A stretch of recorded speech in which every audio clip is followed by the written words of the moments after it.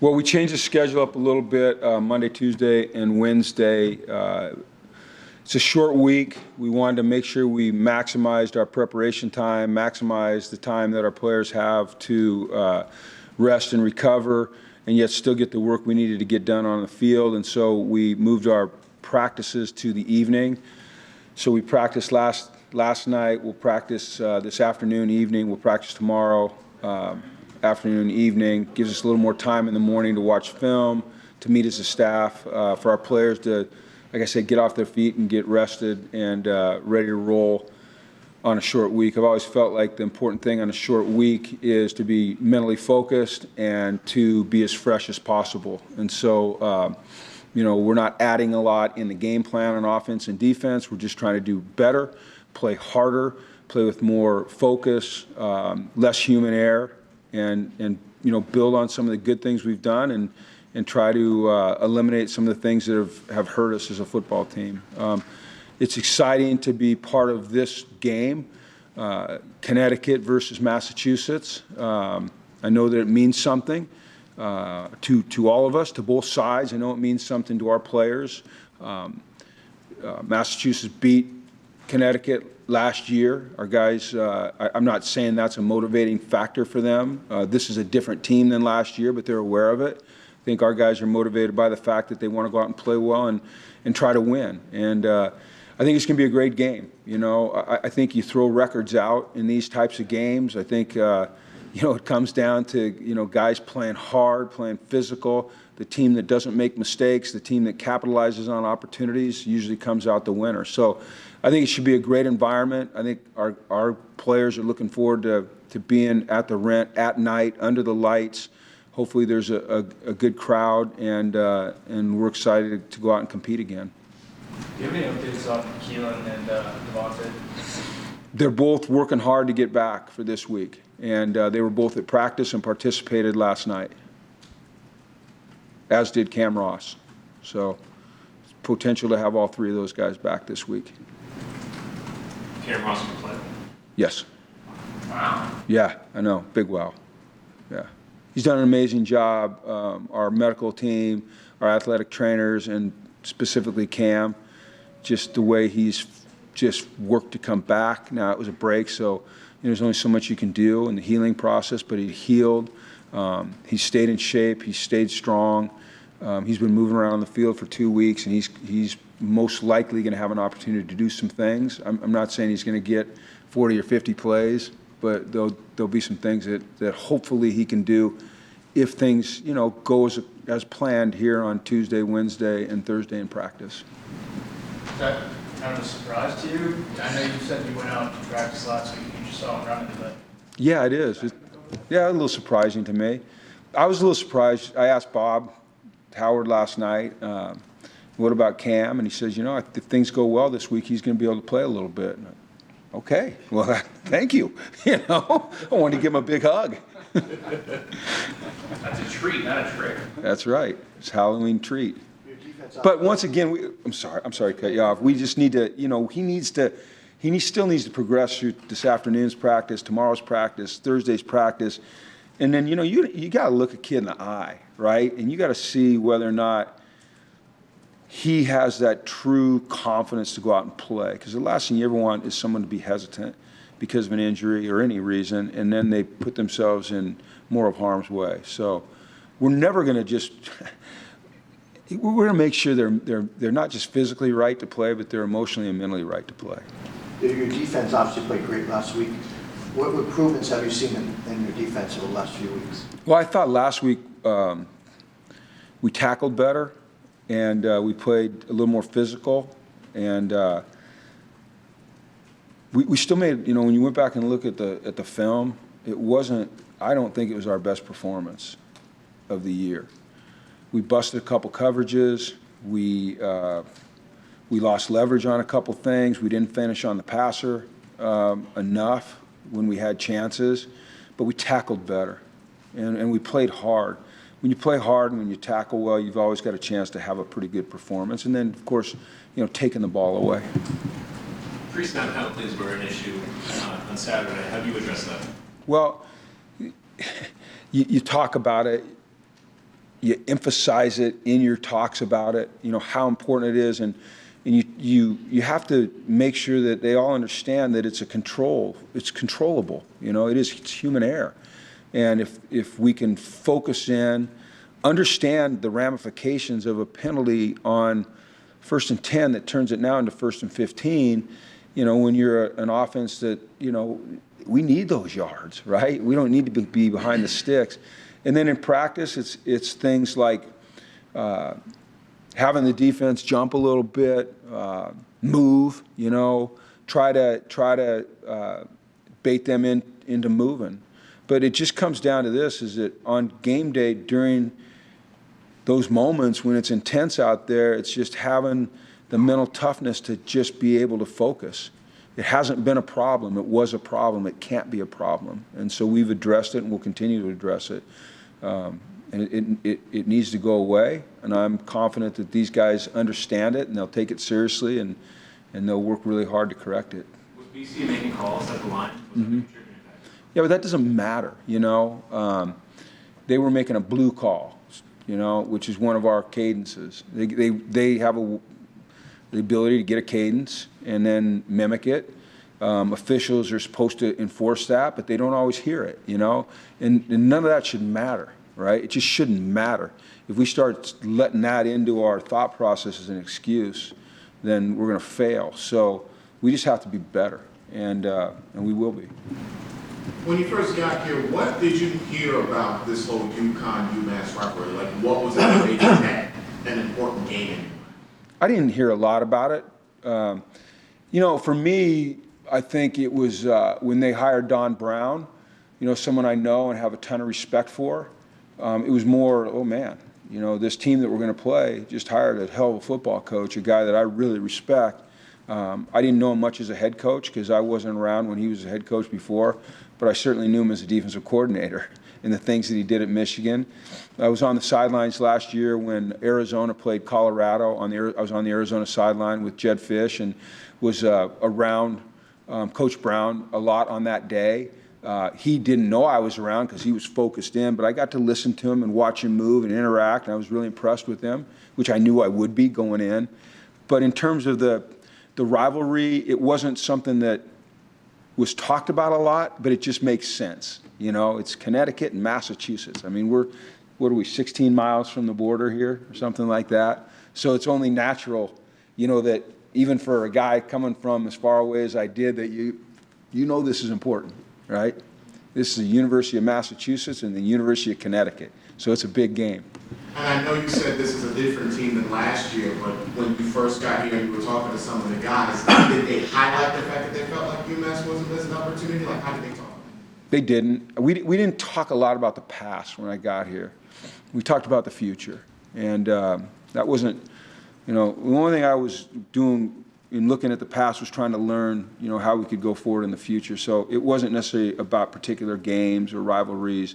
It was just about becoming a better football team.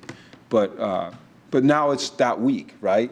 Now it's that week, and so it takes on more significance than it would have, in December or January or February. The focus is different, right? The focus was different back then. How do you evaluate the offensive performance last week? You scored 13 points, and there were times where you struggled to move the ball. Mm-hmm. How do you fully? Were there encouraging signs? Were you encouraged by what they showed? Yeah, I mean, I'm always at the same time encouraged and bothered, on every single play probably, because you're always seeking perfection. But I still think we can run the football. I think if we were able to get Devontae back, that'll help us. I think the pre-snap penalties hurt us so much. We get behind the sticks as a team that's predominantly a run team. It's hard, right? Keelan, his last two plays have been a touchdown against Utah State where he hurts his collarbone and goes out, and then a catch against, Boston College where he hurts his ankle and goes out. You realize on that on those two plays, how much you miss a guy like that. But once again, that's just another excuse. So we have to take care of the human error and hopefully, you know, get some playmakers back, some guys that can really do some things, that have proven they can do some things, making plays, and then some guys that we hope and think can make plays, stepping up and making some plays. But we're inconsistent right now. How did you go about creating a winning mentality? Because when you take over a program that's lost a lot, you know, that's one thing you have to kind of change. So how did you go about doing that? Well, I mean, it's a daily endeavor. It's a process that you go through from the minute you walk in and you start addressing the team that you're now coaching. It's the words that you use. It's the way you talk to them. It's the inflection in your voice. It's being demanding, and yet at the same time still building hope. It's setting a standard every single day and never relaxing that standard for yourself or for anyone else. I think more than anything, though, it's having the right people in the room.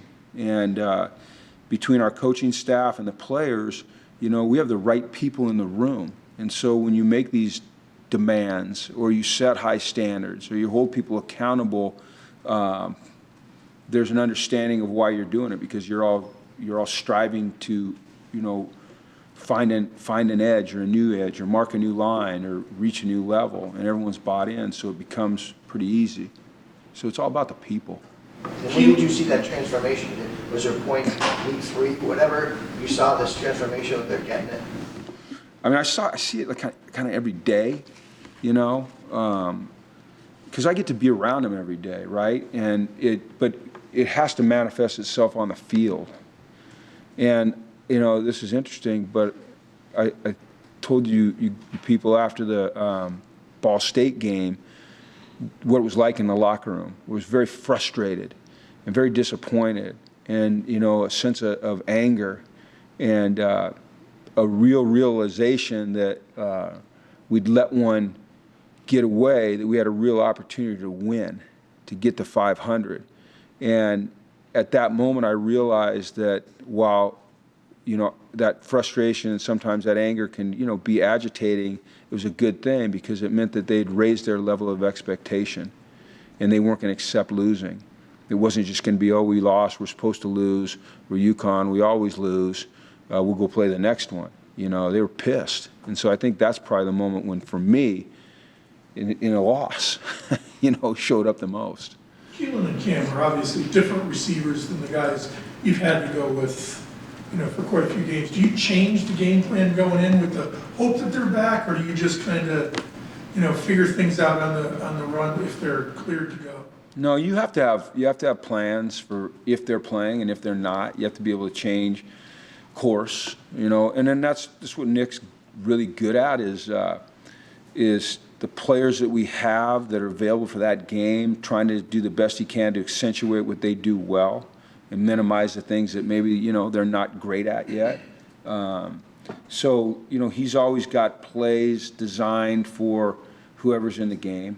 And, you know, that's football. You never know when a guy's going to go out. You just got to be able to adjust quickly. And I think good coaches do that, and I think he's a good coach. How about in terms of a quarterback? You got a freshman quarterback who has to adjust, or is he just happy because he's got more weapons? He's probably happy. Yeah, he's probably happy. And, you know, they're running the same routes. It's not like you add new routes. You might have some different concepts or different in a route, you know, a guy that is your number one read, you know, but it's still a quarterback reading through his progressions and throwing to a spot or to a man or to a spot because of a coverage. So it doesn't change dramatically like that. What happens is, you know, like good football players, you know, they make football plays regardless of the call. That's what they do. Coach Price James told us at halftime, he kind of had the mindset of the offense doesn't need to score another point. Like we're gonna win this game. As a defensive-minded coach, is that kind of how you think about it too? Yeah, I would like a defense to think that way all the time. I would like a defense that, in a very positive way, feels like the game is always on them. You know, I don't ever want a defense that is derogatory towards another part of the team that may be struggling, because we're all going to have our struggles. And if you start allowing that to happen, you have fractures. So as long as it's in a positive vein, with Price, it always is. Hey, man, doesn't matter what offense is doing, doesn't matter what special teams are doing. We're going to win it on defense. Our job is to keep them out of the end zone. Our job is not to let that kick go through the goalpost. And so that's what we've got to do regardless of what else is happening. Conversely, on offense, you'd like the same attitude, and I think they have the same attitude. Hey, we're going to keep our defense on the sidelines. We're going to score points when we get opportunities. If we get takeaways, we're going to convert. Doesn't matter what the defense is doing. We're going to do our job. And that's how you become a good football team. It's complementary. You all work together. Speaking of special teams, how important were they in terms of field position? Huge. They obviously got some turnovers. Yeah. Well, George did a really good job on the pooch punts of flipping the field. And then I don't think you can, overstate how important Jackson's fumble recovery was on Zay Taylor at that point in the game. It was huge. It was a huge flip in field position, and we needed it right there. Can you see a difference in the team and an improvement? I mean, obviously, the level of the competition has gone down, so you should expect to do better. But you see the team doing things better regardless of the level of competition? Yes, I do. It's fundamentals, right? It's the technique. It's, on defense, it's, your gap integrity, your spacing and coverage. Those things don't necessarily have anything to do with your opponent. They have to do with you understanding where you're supposed to be. It's a trust that you see that the player next to you is going to do his job, and all you have to do is your job, and do it hard and do it well, and we're going to have success. Offensively, the execution up front with the offensive line and the communication. There's so much communication that goes on, when we're running the schemes that we run, or protection. That doesn't mean guys aren't going to get beat, right? But you see more consistency in performance and more consistency in practice, and a better understanding of what you're trying to do offensively, defensively on special force or special teams. And that's what you're always looking for. Whether you win or lose, that's what you're trying to find. Are you becoming more consistent, or are we having mental breakdowns and we're trying to become more consistent? Has Matt Drayton returned to practice, and is he available the rest of the season? He returned to practice a few weeks ago. At this point, he's not yet cleared to play. Hopefully, things get cleared up to the point where the university feels like they can allow him to play, but they're going to make the best decisions, and I'm going to count on them to do so. In camp, there were a few guys that also were removed from the program for, I think it was academic reason, I'm not sure. Durante Jones, is he eligible to come back going forward in future years? I don't know. Yeah, I don't know. Great kid. Yeah, I wish he was with us, for his sake and for ours, but probably more than anything for his sake, because he's a great kid. When you come off a big win, do you have to worry about a letdown, or is that nothing, you don't really address that? I mean, I worry about everything, okay? I think that it's all in the way you say it, right? Hey, we can't have a letdown is a lot different than, hey, we got to find ways to raise the level around here, okay? Great win, but man, let's really evaluate the performance. Was it all we're capable of doing, right? I think that it's how you talk to them that matters. And then I think when you have a win like that and you get the opportunity to play 6 days later against, a team that beat you last year and is right up there, I mean, it doesn't take a lot to bring the focus right back to where it should be. Coach, Keelan and Cam, when they were both out, they seem like very different types of people. Keelan, we always saw on the sideline. You think? And Cam, he was always there, but he was just kind of in the background. What have you seen as far as Cam, as far as how he's kind of gone about things? Just very businesslike, very professional, very mature. He is a lot like a guy like Jackson Mitchell or Christian Haynes or Robert Burns. I could name other guys, but let's just stop right there for now.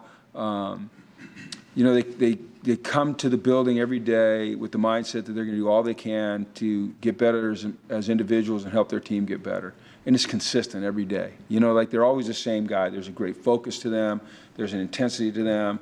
There's a desire to be great and be on a great team. And that rubs off on people, especially the young guys, and you want that to rub off on them. They get to see how Cam works every day. And, and how important it is to him. And I think that's a real positive for everybody that's around him.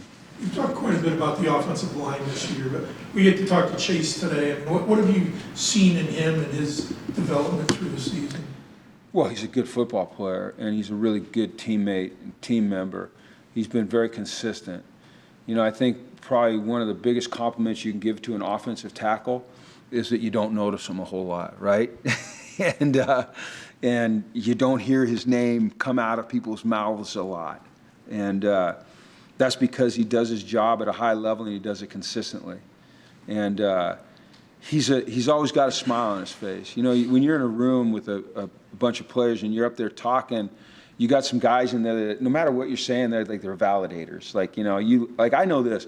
I could be speaking in a different language, and if I looked at Ian Swinson, he'd go like that, you know. And I know that if I look at Chase Lundt, he's going to go. So if I ever get off track in a team meeting, I just find one of those two, and they go. You know, they kind of get me back. Okay, I guess I sound okay. You know, I mean, it's really funny because those are the two guys. They're always smiling. You know, so that's his personality. You know, and I really enjoy being around him. I think our team really enjoys being around him. About Durante Jones' role on the defense, his personality or whatever. How does he play into the overall success? I love coaching that young man. He's so passionate about football.